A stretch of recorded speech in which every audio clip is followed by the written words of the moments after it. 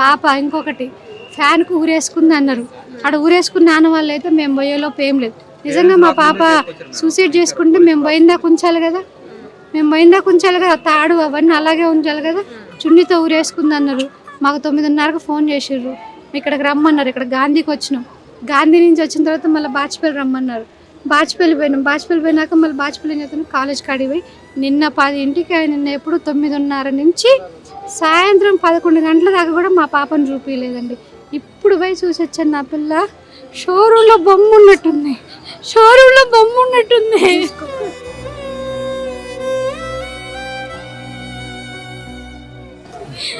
అమ్మే ఊరేసుకుంటే ఇక్కడ దాకా ఉంటాయి ఆ ఘాట్లు. చున్నీతో వేసుకుంటే అట్లుండవు కదా, ఇలా ఉన్నాయి.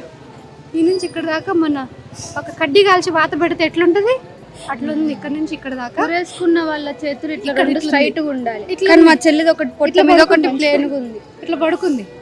నోరు కూడా ఏం ఓపెన్ కాలేదు,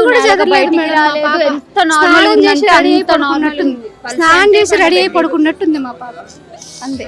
ఇప్పుడు మేము ఎట్లా నమ్మాలి? మా పాప ఊరేసుకుందని మాకు నమ్మకం లేదు. ఇప్పుడు ఈ బాడీని చూసినాక మాకు అస్సలుకే నమ్మకం లేదు మా చెల్లె చేసుకుందని.